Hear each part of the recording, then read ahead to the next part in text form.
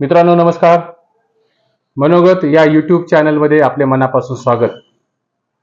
मित्रांनो, राज्याचे बडे नेते म्हणून ओळखल्या जाणाऱ्या आणि भूतकाळात मंत्रिपद भूषवलेल्या हर्षवर्धन पाटलांनी गेल्या 2 दिवसापूर्वी भारतीय जनता पक्षाची साथ सोडली आणि शरद पवारांच्या पक्षात प्रवेश करून हातात एकदाची तुतारी घेतली आणि इंदापुरामध्ये दत्ता भरणे मामांच्या विरोधात तगडा उमेदवार हा हर्षवर्धन पाटील असतील याबद्दल मात्र शंका असण्याचं कारण नाहीये. शरद पवारांनी मात्र दत्ता मामा भरणे यांना धडा शिकवण्यासाठी इंदापूरमध्ये टाकलेला हा मोठा डाव हा राजकीय वर्तुळात मानला जातोय. नुकत्याच झालेल्या लोकसभा निवडणुकीत सुप्रिया सुळेंना याच इंदापूर मतदारसंघातून मोठं मताधिक्य हे मिळालेलं होतं आणि हर्षवर्धन पाटलांनी अदृश्य स्वरूपात मदत केल्याची जाहीर कबुली ही जाहीर सभेत देखील ही परवाच्या सभेत दिलेली होती. पश्चिम महाराष्ट्रातील कोल्हापूर जिल्ह्यातील कागल मतदारसंघातील व आता इंदापूरमधील शरद पवारांची राजकीय खेळी, पक्षांतराची राजकीय खेळी हे येणाऱ्या काळात कितपत यशस्वी होईल हे येणाऱ्या काळात संपूर्ण महाराष्ट्राला दिसेलच. परंतु लोकसभेच्या निवडणुकीनंतर मोठ्या प्रमाणावर होणारे घाऊक पक्षांतर ही समस्या एकट्या हर्षवर्धन पाटलांची नाहीये. ही समस्या महाराष्ट्राच्या राजकारणामध्ये मोठ्या प्रमाणावर फोफावती देखील आहेत. मुळात हर्षवर्धन पाटलाची ही समस्या नसताना ही समस्या महाराष्ट्रातील श्रीमंत अशा सरंजामी राजकीय सुभेदारींची समस्या ही महाराष्ट्रामध्ये निर्माण झालेली दिसते. त्या घराणेशाहीच्या राजकारणाला आणि त्या घराणेशाहीच्या सुभेदारीला फक्त आणि फक्त महाराष्ट्रामध्ये सत्ता हवी असते. हर्षवर्धन पाटलांचे काका बबनराव पाटील हे पश्चिम महाराष्ट्रातील राजकारणातील आणि सहकारातील एक मोठं प्रस्थ असल्याचं नाव हे इंदापुरामध्ये आणि पुणे जिल्ह्यामध्ये प्रसिद्ध होतं. बारामतीची खासदारकी देखील ही बबनराव पाटलांनी उपभोगलेली होती. त्यामुळे आज हर्षवर्धन पाटील गेले काय आणि उद्या अजून कुणी सत्तेचा मलिदा चाकण्यासाठी अन्य नेत्यांनी इतरत्र पक्षांतर झाली तर त्याबद्दल अजिबात अचंबित होण्याचं कारण नाहीये. शेवटी ही जी पक्षांतर आहेत ही पक्षांतर असुरक्षित भावनेतून ही राजकीय भवितव्याच्या दृष्टिकोनातून होत असतात. आज भारतीय जनता पक्षामध्ये काही दिवसांपूर्वी हर्षवर्धन पाटील हे स्थिरावलेले होते. भारतीय जनता पक्षामध्ये असताना ईडी आणि सीबीआयच्या भीतीने हर्षवर्धन पाटलांना सुखाची झोप ही येत होती. परंतु हेच हर्षवर्धन पाटील आपली सुखाची झोप मोडून आज महाविकास आघाडीमध्ये पर्यायाने शरद पवारांच्या पक्षामध्ये या ठिकाणी प्रवेश करते झालेले आहेत. आज हर्षवर्धन पाटील गेले काय, उद्या रामराजे नाईक निंबाळकर, मधुकरराव पिचड, वैभव पिचड, रणजितसिंह मोहिते पाटील आणि माजी उपसभापती असलेल्या नरहरी झिरवळांचा मुलगा हे पण उद्या राष्ट्रवादी काँग्रेस पक्षाच्या दारावर आपल्या पक्षांतराचे दरवाजे ठोठावल्याशिवाय राहणार नाहीये. जशी ही मंडळी शरद पवारांच्या आश्रयाला जात आहेत तशीच महाविकास आघाडीतील अनेक आश्चर्यकारक नावे ही देवेंद्र फडणवीस आणि एकनाथ शिंदेकडे उद्या राजकीय भवितव्याच्या दृष्टीने जर गेली तर त्याबद्दल अजिबात नवल वाटण्याचं कारण नाहीये. कारण सत्तेच्या सैतानी प्रवृत्तीला स्वतःचा कुठलाही हा वेश नसतो. सत्तेच्या सैतानी प्रवृत्तीला फक्त जनतेचं जनसामान्यांचं नोकर असल्याचा बहाणा करून तो वेश परिधान करून ते समाजामध्ये बिनदिक्कतपणाने वावरत असतात. त्यामुळे हर्षवर्धन पाटलांनी पक्षांतर केले काय यामध्ये कुठलंही नाविन्य अजिबात नाहीये.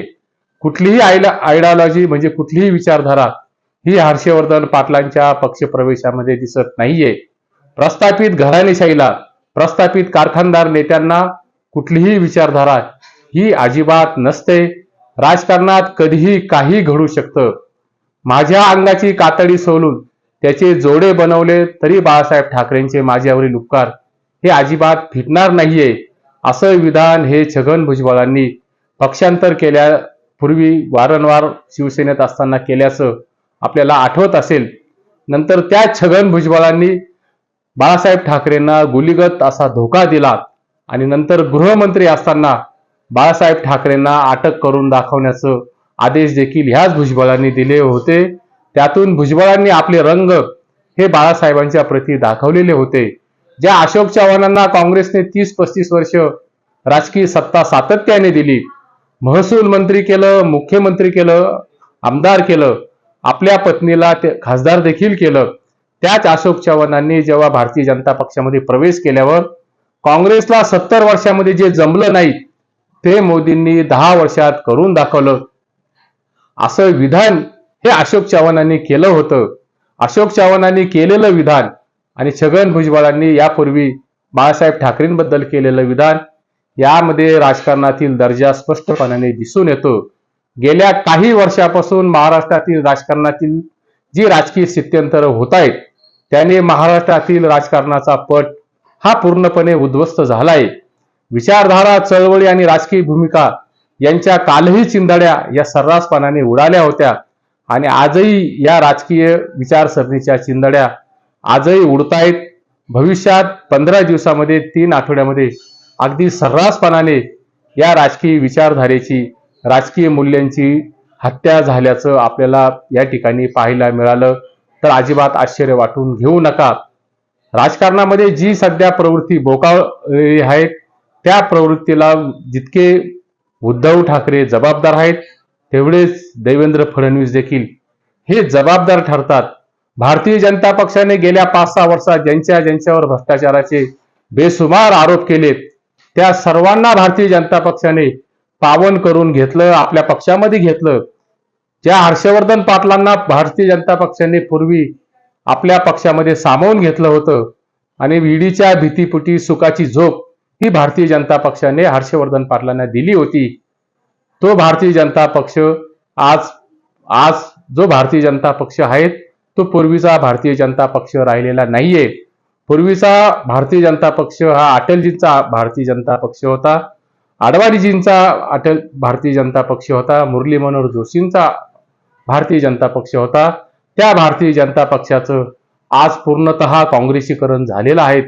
त्यामुळे पक्षांतराची समस्या ही फक्त हर्षवर्धन पाटलांची समस्या नाही तर ती महाराष्ट्रातील श्रीमंत राजकीय घराणीच्या सुभेदाराची आणि सरंजाईशाहीचा हा प्रश्न या ठिकाणी निर्माण झालेला आहे. आणि संस्थानिक आणि सरंजामदार हे नेहमी सत्तेसोबत असतात. हे मागच्या काळातील काही गोष्टींचा किंवा गत काळातील काही 150-200 वर्षाचा आढावा घेतला तर आपल्या लक्षात आल्याशिवाय राहत नाहीये.